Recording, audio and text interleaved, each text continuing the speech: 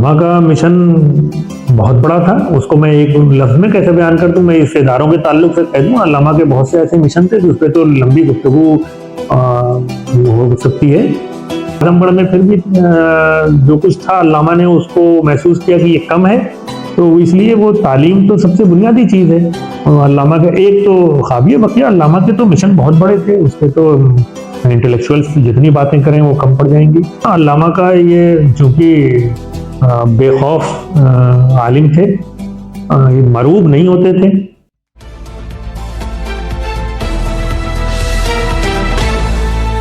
नाजरीन, आप देख रहे हैं खबरों नजर चैनल। आपके सामने पेश करते हैं सीनियर सहाफ़ी शमीम जयराजपुरी की ये रिपोर्ट। आज हम आपकी मुलाकात एक ऐसी शख्सियत से करवाने जा रहे हैं जो देखने में खामोश और पर्दे के पीछे रहने वाली है, मगर दर हकीकत उनकी ज़िंदगी में हलचल ही हलचल है और वो ज़िंदगी की इन तमाम सरगर्मियों से बड़ी खूबी से गुजरते रहते हैं।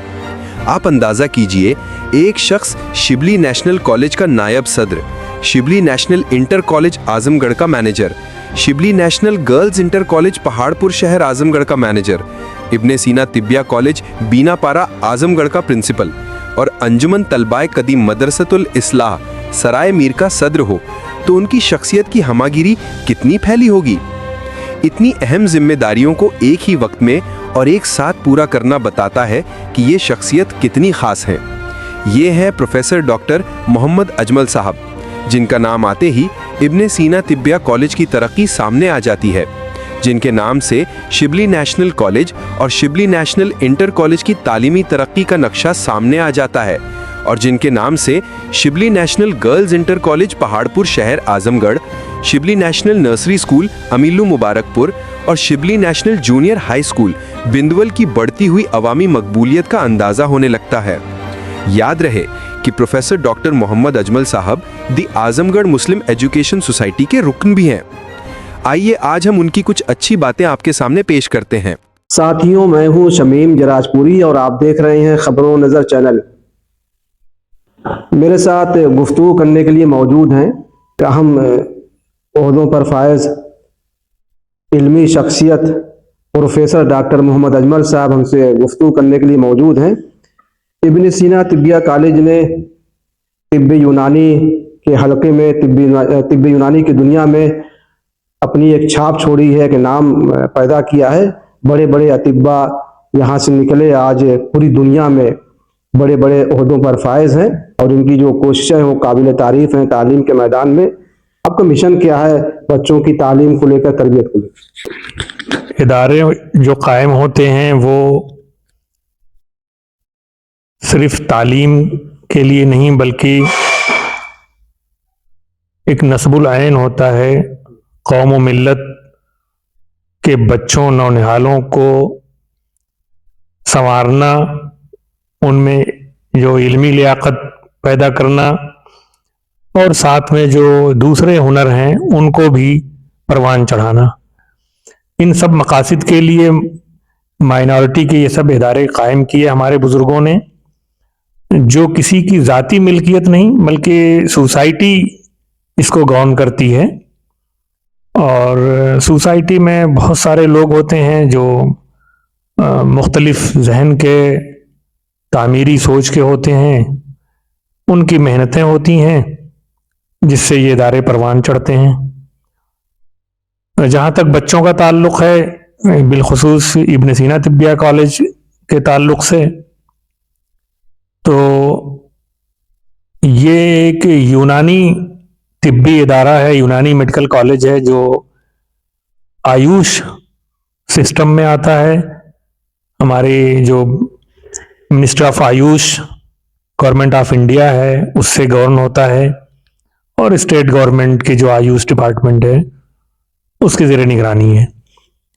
और नई यूनिवर्सिटी उत्तर प्रदेश में जब से ये सरकार हमारी नई बनी, उसने नई यूनिवर्सिटी कायम किया जो आयुष सिस्टम के जितने भी इदारे हैं उनकी स्मूथली रन कराने के लिए एक अलग यूनिवर्सिटी कायम किया, महायोगी गुरु गोरखनाथ आयुष यूनिवर्सिटी गोरखपुर में।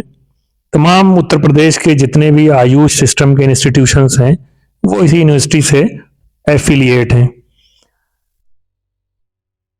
अब यहाँ तालीम का जो म्यार है, जो हमारा अब हमारा आयुष मिनिस्ट्री हमारी जो सेंट्रल गवर्नमेंट है, उसने एक कमीशन बनाया, national commission for Indian system of medicine. उसने एक बड़ी तब्दीली, बड़ा इनकलाबी कदम उठाया, एक पूरा करिकुलम तब्दील कर दिया है, एक बड़ा इनकलाबी कदम उठाया है। उस नए करिकुलम के मुताबिक अब जो बच्चे तालीम हासिल कर रहे हैं तिब्बे यूनानी की या आयुर्वेदा की या होम्योपैथ की, वो हम अपने आयुष सिस्टम को फरोग दें। इससे कोई नुकसान नहीं है आपके यूनानी और आयुष? नहीं, नुकसानात की यहाँ कोई बात नहीं है। दवा अगर है तो नफा नुकसान जरूर रहेगा। अगर मेडिसिन है, उसका कुछ एक्शन है तो उसका रिएक्शन जरूर होगा। अगर दवा का नुकसान नहीं है तो फिर वो दवा नहीं हो सकती। तो दवा का नुकसान, जो लोग बताते हैं कि ये यूनानी दवा है या आयुर्वेद दवा है, इसका कोई नुकसान नहीं है, ये तो एक लोगों को माइल करने के लिए एक जुमला बन गया है। वरना मेडिसिन अगर है तो मेडिसिन होगी तो प्रॉपर डोज होगी और उसके एक्टिव इंग्रेडिएंट्स होंगे, तो उसके अफालो खवास होंगे, तो उसके कुछ नफा होंगे, जाहिर सी बात है साइड इफेक्ट भी होगा। तो ये कहना, ये जुमला यहाँ पे मुनासिब नहीं है। यहाँ पर बच्चों के लिए क्या सहूलतें रखी है हॉस्टल वगैरह यहाँ पे? तिब्बिया कॉलेज में तो पहले से सारी सहूलतें हैं। गर्ल्स हॉस्टल यहाँ पे कैंपस में है, बॉयज हॉस्टल यहाँ पे कैंपस में है, स्पोर्ट्स फैसिलिटीज कैंपस में मौजूद हैं, तो डाइनिंग की फैसिलिटीज कैंपस में मौजूद हैं। बच्चों को किसी चीज के लिए बाहर नहीं जाना होता है। काफी तब्दीलियां नजर आ रही हैं, पहले से ज्यादा तरक्की कर रहा है। जब भी आते हैं तो यहाँ पर बच्चे जो है तालीम मजबूत करते हैं, बड़ी तादाद बच्चों की है, टीचरों की जो है। और क्या कहना है, अवाम से क्या अपील है, कौम के लोगों से क्या? कौम जो ताउन करना चाहे कर सकती है। हमारी तो ये तो कौम का कॉलेज है, ये मिल्लत का एक सरमाया, मिल्लत का सरमाया है। कौम जो ताउन करना चाहे कर सकती है जिस तरीके से। और जहां तक पढ़ाई लिखाई की बात है तो ये तो हमने पहले ही बताया कि क्लास हमने जरूरी कर रखी है और सख्ती करते हैं कि स्टूडेंट को क्लास करना ही होगा। और टीचर्स के साथ हमारी ये सख्ती है कि कोई भी, चूंकि टाइम टेबल जो है वो वैसा हो गया है कि minute to minute time table चलता है, इसलिए कोई छोड़ मिस नहीं कर सकता है। उसके लिए हम बिल्कुल इस बात के लिए वचनबद्ध हैं कि हमें पढ़ाना ही पढ़ाना है। हम हासिल कर रहे हैं कि जो रिलेवेंट हो जमाने के साथ, प्रासंगिक बनी रहे। और इस प्रासंगिकता के लिए जब तक करिकुलम में तब्दीली नहीं लाई जाती तब तक ये मुमकिन नहीं था, जिसके लिए एक बड़ा कदम उठाया और पूरा करिकुलम चेंज किया, पूरा सिलेबस बदला और एक तर्ज तालीम भी बदला, जिसका नतीजा अब निकलना शुरू होगा एक आध साल में। क्योंकि अब जो इस नए तर्ज तालीम के बच्चे हैं वो अब जल्दी ही पास आउट होंगे, 1 साल 2 साल के अंदर। अब जो बच्चे निकलेंगे वो बच्चे तिब्बे यूनानी में या आयुष सिस्टम में बहुत ही महारत के साथ एक कॉम्पिटेंट बच्चे निकलेंगे अपने तिब के ताल्लुक से। इब्ने सीना तिब्बिया कॉलेज, जो यहाँ की आवाम जानती है इसके बारे में कि उफ्ता खेजा, क्योंकि सोसाइटी का कॉलेज होने के नाते वक्तन फौक्तन थोड़ा सा तूफान का शिकार भी हो जाता था। पिछले कुछ सालों से स्मूथली माशाल्लाह चल रहा है और मुस्तकिल एडमिशन्स हो रहे हैं। सेशन 2025-26 के लिए भी 50 सीट पर एडमिशन कंप्लीट हो गए। दूसरे राउंड में ही हमने एडमिशन कंप्लीट कर लिया। बच्चों में, गार्जियंस में, लोगों में इसकी मकबूलियत अभी भी कायम है और ये पहली दूसरी पसंद का कॉलेज है तिब्बे यूनानी में बच्चों को पढ़ाने के ताल्लुक से। तो इससे हमारी सीटें भर जाती हैं माशाल्लाह इधर। और यहाँ का जो हमारा अपना तालीमी मेयार है वो ऑलमोस्ट, जो हमारे विजिटर्स, तिब्बे यूनानी के एक्सपर्ट्स यहाँ पे आते हैं, वो कम से कम इसकी पजीराई करते हैं, अप्रिशिएट करते हैं। जिसका मैं सर्टिफिकेट कोई तो मुझे नहीं मिलता है, लेकिन ये ज़रूर एक सर्टिफिकेट होता है यूनिवर्सिटी का एग्ज़ाम। अभी पीछे जो यूनिवर्सिटी का एग्ज़ाम हुआ बच्चों का, उसमें जो रिजल्ट आया यूनानी में उत्तर प्रदेश में, अल्हम्दुलिल्लाह सबसे अच्छा रिजल्ट हमारा था। साहब, जो बेदारी या जो जागरूकता आयुष में और यूनानी की तरफ जो लोगों का होना चाहिए, नौजवान होना चाहिए, क्या वो बेदारी कम हुई है? नहीं, एडमिशन में कमी नहीं है। वो एक परसेप्शन ये होता था कि जो प्राइवेट कॉलेजेस होते थे उसमें एडमिशन, मेडिकल कॉलेजेस में जो प्राइवेट मेडिकल कॉलेज होंगे वो एडमिशन थोड़ा सा कॉस्टली होते हैं, और उसके लिए जब नीट मैंडेटरी हो गया कि किसी भी कॉलेज में, चाहे वो गवर्नमेंट कॉलेज हो चाहे प्राइवेट कॉलेज हो, विदाउट नीट, विदाउट गवर्नमेंट की काउंसलिंग कोई एडमिशन नहीं हो सकता। तो अभी चूंकि जब नीट में इम्प्लीमेंट हुआ, लागू हुआ, तो सैचुरेशन उतना नहीं था, लोगों को उतनी अवेयरनेस नहीं थी, तो थोड़ा सा बच्चे कम मिले। लेकिन अब लोगों में अवेयरनेस आ गई है, लोग जान चुके हैं कि हाँ, बगैर नीट के, बगैर काउंसलिंग के, बगैर नीट क्वालिफाई किए मेरिट के बेस पे ही एडमिशन होना है। तो लोग अब मेहनत करा रहे हैं, बच्चों को पढ़ाते हैं, बच्चे मेहनत करते हैं, कोचिंग वगैरह करते हैं, तो वो क्वालिफाई होके आते हैं। तो एडमिशन जो पहले 2-4 साल पहले की जो कंडीशन थी उसमें अब तब्दीली आई है, अब एडमिशन हो रहे हैं। और आयुष सिस्टम की तरफ से कोई बेजारी नहीं थी, वो एक इशू था जब लोगों को वो हर जगह सभी ने सफर किया, उसमें सिर्फ यूनानी, आयुर्वेद, होम्योपैथ नहीं, मॉडर्न मेडिकल साइंस के जो मेडिकल कॉलेजेस थे वहां भी उन लोगों ने एडमिशन को लेकर उन्होंने भी सफर किया कि नीट के बच्चे नहीं मिल पा रहे थे। लेकिन अब जब जागरूकता हो गई, जब लोगों ने समझ लिया कि बगैर इसके नहीं हो सकता, तो पढ़ाना शुरू किया, मेहनत कराना शुरू किया, बच्चे अब आने लगे हैं। तो बेजारी किसी एक सिस्टम को लेके नहीं है, अलबत्ता ये है कि किस विधा की, किस सिस्टम की एक्सेप्टेंस सोसाइटी में ज्यादा है, इसके लिए मेहनत कर रहे हैं हम। आयुष सिस्टम के लोग मेहनत कर रहे हैं, हम यूनानी के लोग भी मेहनत कर रहे हैं कि हम अपने को जमाने से रिलेवेंट बनाए रखें। और ये मेडिकल साइंस है, तो हम चाहेंगे कि लोगों के इलाजो मुआवजे में यूनानी मेडिसिन का जो रोल है वो, उसकी इम्पोर्टेंस हम बनाए रखें और लोगों को बताते रहें, और वो सब निकलेगा, उसका रिजल्ट जो होता है उसी से लोगों में एक परसेप्शन बनता है। उसके लिए कोशिश हो रही है। शिबली नेशनल इंटर कॉलेज और Shibli national girls inter college Paharpur हम लोग भी है, तो हम ये देखते हैं कि वहाँ के बच्चों में एक जोश, एक जज्बा, एक बड़ी तादाद वहाँ पर संख्या। क्या निसार कॉलेज क्या रखा आपने? नहीं, हम Shibli national girls inter college Paharpur, ये भी हमारा पुराना इदारा है, शिबली के ताल्लुक से अल्लामा शबीर नोमानी ये कायम करदा सोसाइटी के ज़ेर इंतज़ाम है। माशाल्लाह वहाँ भी बड़ी तब्दीलियाँ आई हैं, वहाँ के भी तालीमी निज़ाम पे फोकस्ड हैं हम लोग। मैं और हमारे सेक्रेटरी अतर रशीद साहब मिल के उस इदारे को देख रहे हैं, शौकत साहब की ज़ेर निगरानी, उस्ताद शमसी साहब की ज़ेर निगरानी।